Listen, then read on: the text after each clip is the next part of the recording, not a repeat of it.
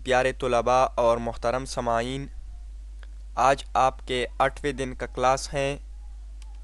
आज का topic future indefinite tense act voice and passive voice पर है। फ़ेल मुस्तकबिल, मुतलक के फ़ेल मारूफ और फ़ेल मजहूल। अब हम इन फ़िक्रों पर अमली काम शुरू करते हैं, लेकिन काम शुरू करने से पहले इसका फ़ार्मूला आप सीखें।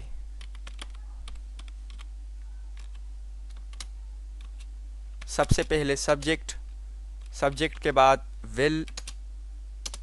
विल या शिल, विल या शिल प्लस फर्स्ट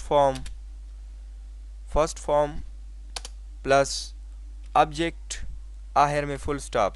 ये इसका हो गया एक्ट वॉइस, यानी एक्ट वॉइस फॉर्म में हो गया। पेस वॉइस, सबसे पहले ऑब्जेक्ट, हेल्पिंग वर्ब के बाद third form by plus subject आखिर में फुल स्टॉप। ठीक है, ये इसका हो गया पेस वॉइस। ठीक है, इसमें जो हेल्पिंग वर्ब इस्तेमाल होते हैं, हेल्पिंग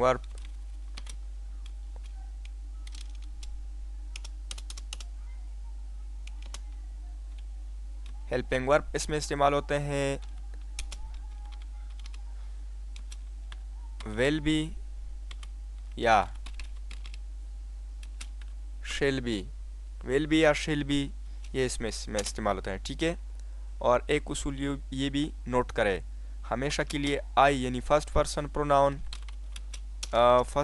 प्रोनाउन एंड वी, इसके साथ हमेशा के लिए आएगा शिल। ठीक है, बाकी के साथ विल आएगा।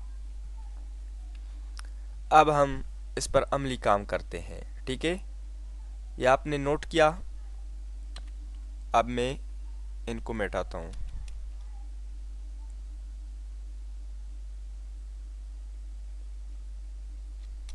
ठीक है, सादा जुमले। अब हम अमली काम शुरू करते हैं। सादा जुमले, नंबर 1, मारिया चाय बनाएगी। ये कौन सा टेंस है? कोई बता सकता है? ये फ्यूचर इंडेफिनिट टेंस है। आपको किस तरह पता चल गया? इसके आखिर में गी या गा या गे जब आ जाए तो फिर इसको हम फ्यूचर इंडेफिनिट टेंस कहते हैं। ठीक है, इसमें इसका पेस वॉइस हो सकता है, क्यों नहीं हो सकता है? इसमें मारिया सब्जेक्ट भी है, चाय ऑब्जेक्ट भी है, बनाना ये वर्ब भी है। ठीक है, इसका होता है, यानी इससे हमें पता चल गया कि एक्ट वॉइस के लिए ऑब्जेक्ट ज़रूरी है। ठीक है, ऑब्जेक्ट के बगैर पेस वॉइस नहीं होता है। तो सबसे पहले इसका एक्ट वॉइस आप करें, MARIA, मारिया सब्जेक्ट मिल गया। मारिया विल, इसमें फर्स्ट फॉर्म आएगा फार्मूले के मुताबिक, Maria will make tea, full stop. इसका पेस वॉइस आप कर दे, ST को सब्जेक्ट की जगह पर, और मारिया जो कि सब्जेक्ट है, काम करने वाला है, फाइल है, इस फाइल को टी की जगह पर यानी ऑब्जेक्ट की जगह पर जिस पर काम होता है, और मेक जो होता है, मेक को एक्सिलरी के बाद थर्ड फॉर्म में तब्दील करे, और थर्ड फॉर्म के बाद बाई फिर ऑब्जेक्ट आएगा। ठीक है, ये इसका पेस वॉइस हो गया। अब हम इसका पेस वॉइस करते हैं, T will be make made by Maria. Clear है? इसका उर्दू में पहचान ये है पेस वॉइस फ़िक्रों का कि इसके आखिर में जाएगा, जाएगी। ठीक है, जाएगा, जाएगी, या गिए होगे या गिया होगा, इस तरह इसका पहचान है। ठीक है, एयरफोर्स पाकिस्तान का दिफा करेगा। Air Force will DEFEND defend Pakistan.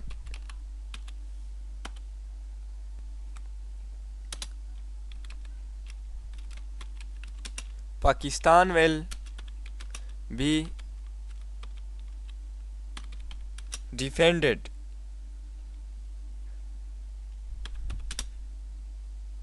by Air Force.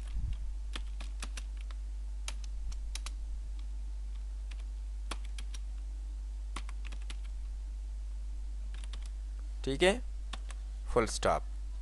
Pakistan का दिफा एयरफोर्स के ज़रिए से किया जाएगा। Pakistan will be defended bye air force. Clear है? पाकिस्तान भारत को शिकस्त देगा। पाकिस्तान भारत को शिकस्त देगा। Pakistan will defeated DEFEAT defeat India. Full stop. इसका पेशवाइस भारत को पाकिस्तान से शिकस्त दी जाएगी। इस उर्दू फिक्रों में पहले मतलब भारत इंडिया को लाएंगे। India INDIA। India will be DEFEATED defeated by PAKISTAN Pakistan. यानी इसमें सबसे पहले भारत इंडिया आ गया ऑब्जेक्ट। ठीक है, इसके बाद एक्सिलरी दी जाएगी के लिए, शिकस्त के लिए थर्ड फॉर्म बी से पहले और बाई पाकिस्तान। यानी भारत को पाकिस्तान से या पाकिस्तान के ज़रिए से शिकस्त दी जाएगी।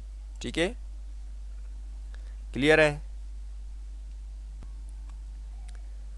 जानगर की मरामत करेगा। जानगर की मरामत करेगा।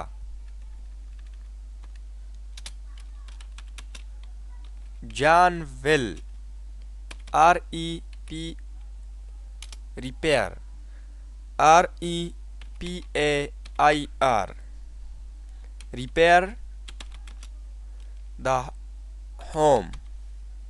क्लियर है? इसका पेशवाइज तो ईजी है ना। ये ऑब्जेक्ट को यहाँ से उठा के इधर लेके जान की नीचे,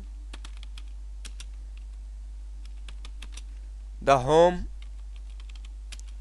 विल बी REPAIRED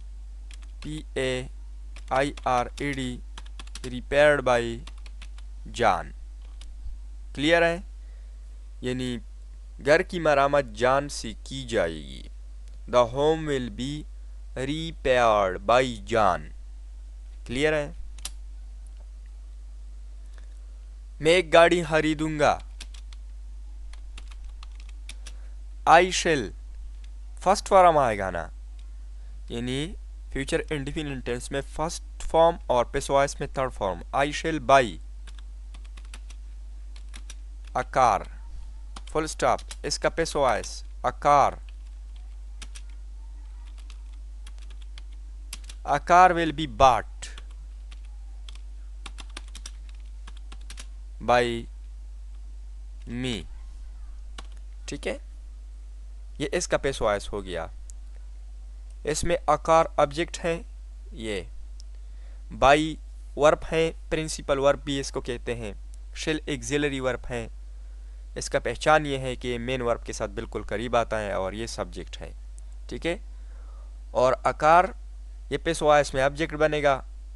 ठीक है, सब्जेक्ट आएगा और ये वेल एक्सिलरी होगा। ठीक है, और बाट यानी बी से थर्ड फॉर्म से पहले बी और बाई और बी मी, ये आई मी में तब्दील हो जाएगा। अच्छा, ये बाई हम क्यों लगाते हैं? ये बाई का मतलब क्या है? बाई का मतलब ये है कि मतलब किसी के ज़रिए से। ठीक है, ये बाई ये रिटन फॉर्म में अक्सर ये नोट्स पर ज़्यादा लिखा होता है, by created by, written by.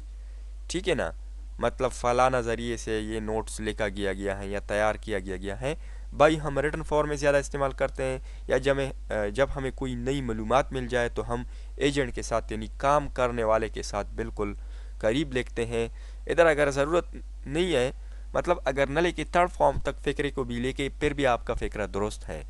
Uh car will B बाट, मतलब गाड़ी ख़रीदी जाएगी, तो गाड़ी तो ख़ुद तो नहीं ख़रीदी जाएगी, इसके पीछे कोई मालिक तो लगा होगा ना। तो इसी वजह से मेरे कहने का मतलब ये है कि बाई यानी अगर बाट तक यहाँ आप फुल स्टॉप कर दे, इस तरह जो मैंने किया, और इस बाई को आप न लेके इस बाई को अगर आप मतलब छोड़े बाट तक आपने फुल स्टॉप डाला है, फिर भी आपका फ़िक्रा बिल्कुल दुरुस्त फॉर्म में है। ठीक है, लेकिन मैं अब इसको मिटाता हूँ। क्लियर है? नफ़ी फ़िक्रों का फार्मूला, सबसे पहले सब्जेक्ट विल या शिल प्लस नट, ठीक है,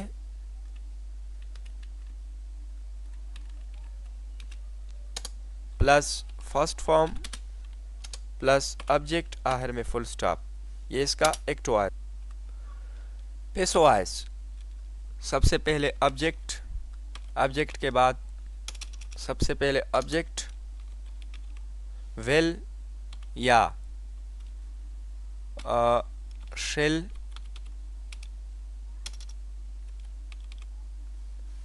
प्लस विल या shall plus not plus be plus third form by subject full stop. Clear है? हुकूमत टीचर्स को बरतरफ नहीं करेगी, GOVERNMENT, ये असल में गवर्नमेंट पढ़ा जाता है। ठीक है, इसको हम गवर्नमेंट पढ़ते हैं, लेकिन अक्सर इसको कहते हैं government. Government will DISMISS dismiss the teacher, TEACHERS full stop। इसका पेसोआइस the teacher will, गलत, फार्मूले के मुताबिक नट,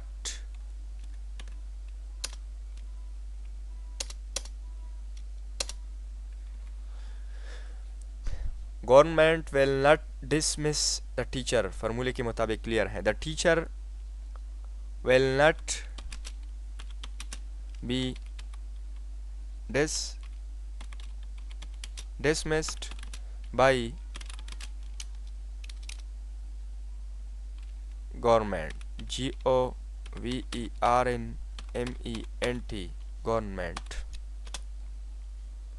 ठीक है,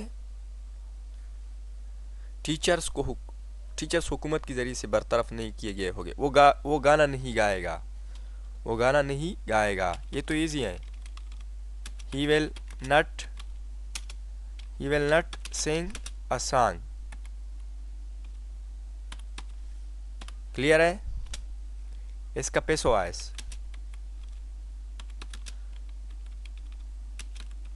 a song will not be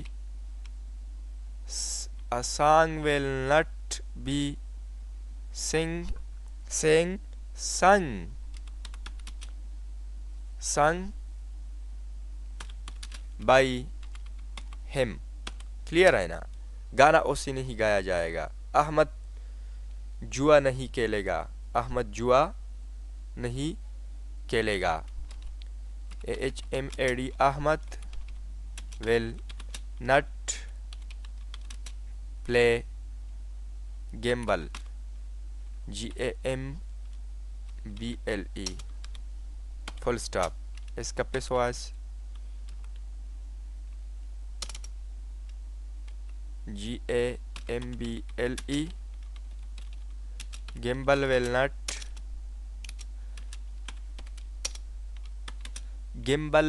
not be played बाई अहमद। ठीक है, जुआ अहमद के ज़रिए से नहीं खेला जाएगा। Gamble will not be played by Ahmad, Ahmad will not play gamble. ठीक है, सवाल या जुमले। अब बारी आ गई सवाल या जुमलों की। सबसे पहले, ठीक है, विल या शेल, विल या shall plus subject first form plus object आखिर में फुल स्टॉप। क्लियर है?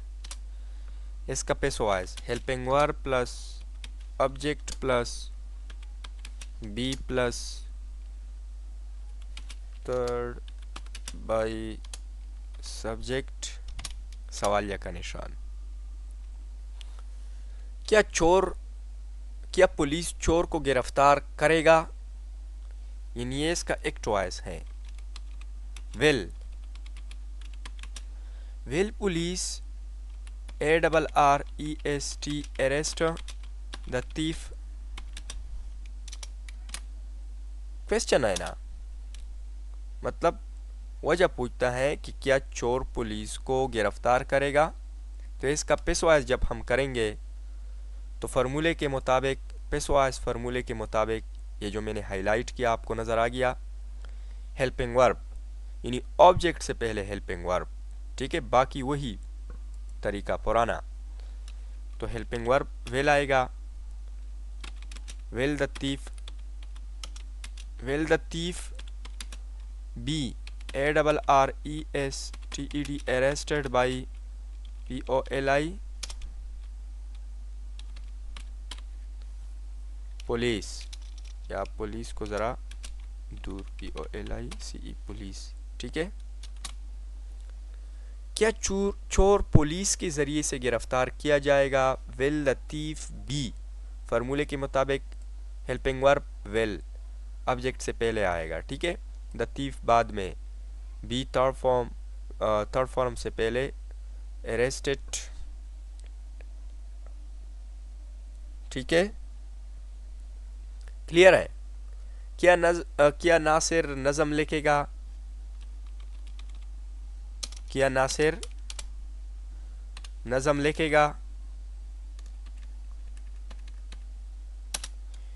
ये 2 number sentence.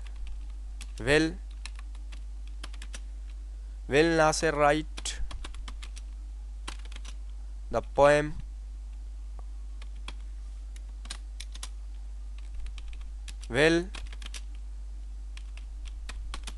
will the poem be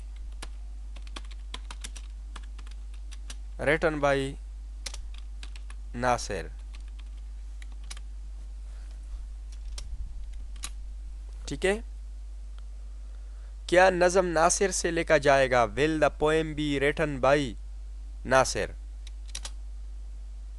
ठीक है, क्या वो अंग्रेजी बोलेगा? ये तो बहुत इजी है। Well he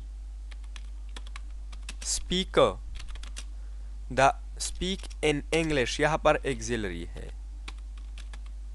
speak in English सवालिया का निशान। Will he speak in English, क्या वो अंग्रेजी बोलेगा?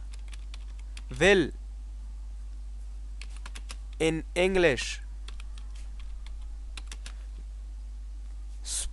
बी, फार्मूले के मुताबिक spoken SPOKEN spoken by him. Clear है ना? क्या अंग्रेजी उससे बोली जाएगी? Will in English be spoken by him. ये इन इंग्लिश से पहले जो मैंने आर्टिकल इस्तेमाल किया AN, ये बिल्कुल सूटेबल है। ठीक है, will he speak the English गलत है, या विल ही स्पीक इंग्लिश, क्योंकि यहाँ पर इंग्लिश जो है अलफ या इन की आवाज़ निकालता है। आपको पता है पार्ट्स ऑफ स्पीच में आपने शायद पढ़ा होगा कि आर्टिकल जो मतलब एन या अलफ की आवाज़ निकालेगा तो फिर इससे पहले हम आर्टिकल ए या एन लगाते हैं। तो यहाँ पर ये वावल बी है इंग्लिशों। ठीक है, तो यहाँ पर इन यहाँ पर मिस्टेक हुआ है, ENGLISH इन इंग्लिश। क्लियर हो गया? Will he speak in English? Will in English be spoken by him? ठीक है।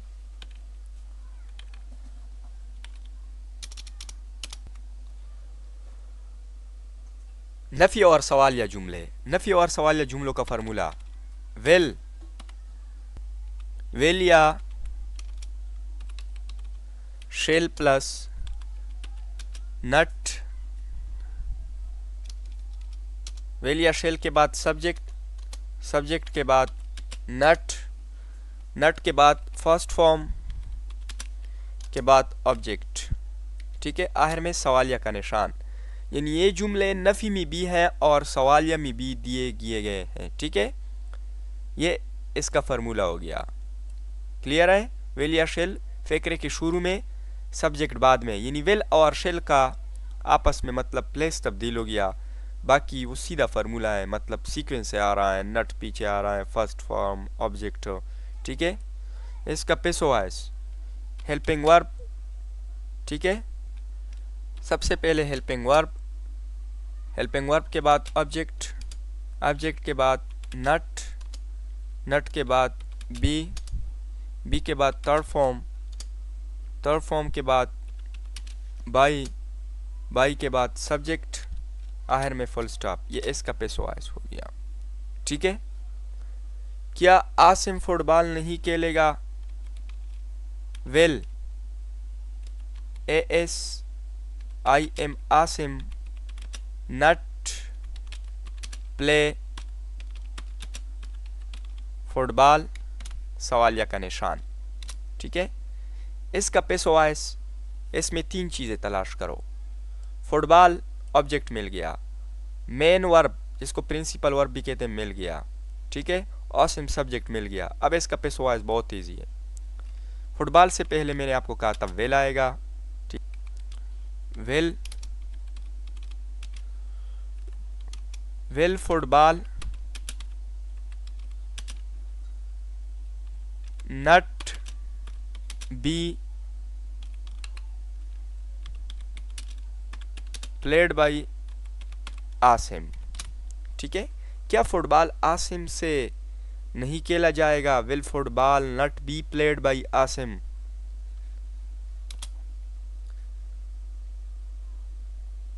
ठीक है, क्या वो खाना नहीं खाएगा?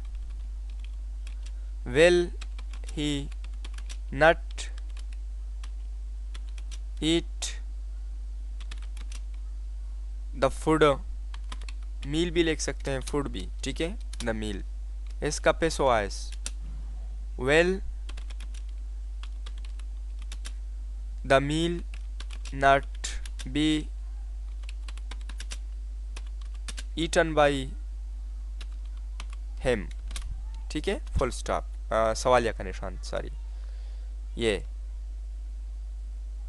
क्लियर है ना? Will the meal not be eaten by him. क्या वाजिद कहानी सुनाएगा? विल WAJID वाजिद, क्या वाजिद कहानी नहीं सुनाएगा? Will Wajid not tell the story. इसका पेशवाइज विल, यानी ऑब्जेक्ट से पहले विल, द स्टोरी ऑब्जेक्ट है, will the story not be till told by Wajid. ठीक है, क्या कहानी वाजिद से नहीं सुनाई जाएगी? Will the story not be told by Wajid. Clear है? ठीक है, डबल सवालिया। अच्छा, डबल सवालिया वो सेंटेंसेस होते हैं, वो जुमले होते हैं जिसका आगाज़ कब, क्यों, कहा, कौन, कौन सा, कौन सी, यानी इसी किस्म के वर्ड्स यानी अल्फाज से अगर किया गया हो और दरमियान में भी हो तो फिर इसका तर्जुमा हम when, where, which, why, what इसी किस्म के मतलब अल्फाज से करते हैं। इसको रिलेटिव एडवर्ब भी कहते हैं, रिलेटिव रिलेटिव एडवर्ब। लेकिन यहाँ पर अगर उर्दू का आगाज़ मिसाल के तौर पर जो ऊपर मैंने किए ये सवाल या ये अगर किया से किया गया हो यानी शुरू में किया हो तो फिर इसका आगाज़ हम विल या शेल से करते हैं। लेकिन इसमें डबल सवालिया, ये डबल इंटरागेटिव,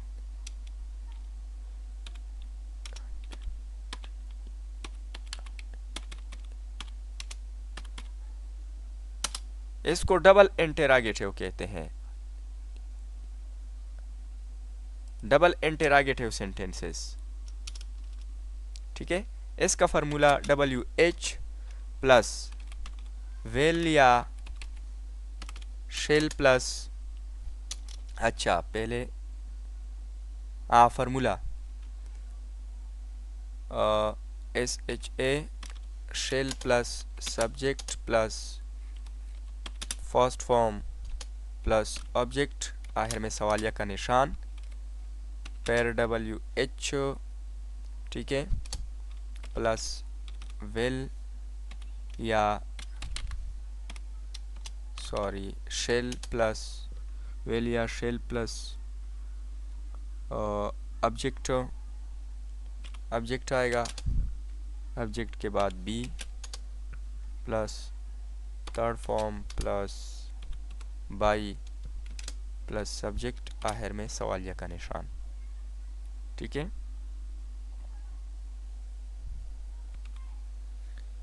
अच्छा अली उसको क्यों सजा देगा, वजह है ना। अब हम इसका पेशवाइज करते हैं। Why Ali, why Ali, why will फार्मूले के मुताबिक Ali PUNISH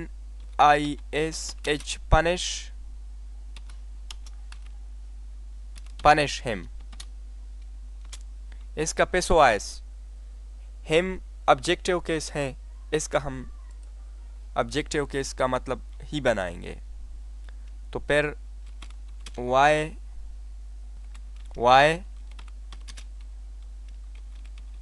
will he be punished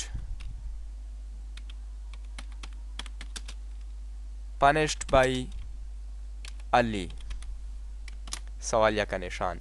इसको अली से क्यों सजा दी जाएगी, why will he be punished by Ali, वो कब खत लिखेगा, व्हेन विल ही राइट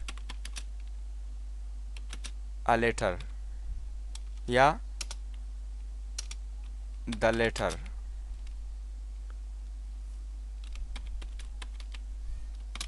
सवाल यह है ना, व्हेन मैंने आपको कहा था कि डबल सवाल या डबल आ गया ना, एक एक्सिलरी एक WH वाला।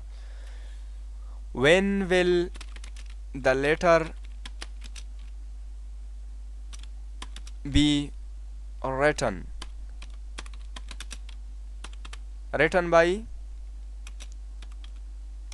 रिटन बाई हिम, सवालिया का निशान, यानी हद उससे कब लेकर जाएगा, वो कहाँ कंप्यूटर सीखेगा, वो कहाँ कंप्यूटर सीखेगा, where will he learn, LEARN learn computer. ठीक है, वेयर विल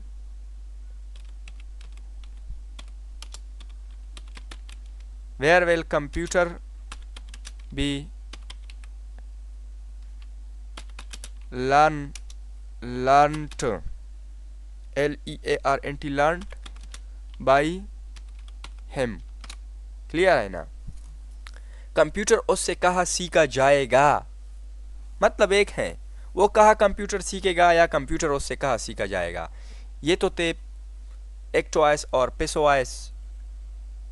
इंशाल्लाह नेक्स्ट लेसन में हम फ्यूचर परफेक्ट टेंस के एक्टवाइस पेसोवाइस करेंगे, लेकिन इसके बाद यानी दूसरा जो फ्यूचर कंटिन्यूस टेंस है इसका पेसोवाइस नहीं होता है, लेकिन मैं करूँगा। ठीक है। फी अमानिल्लाह।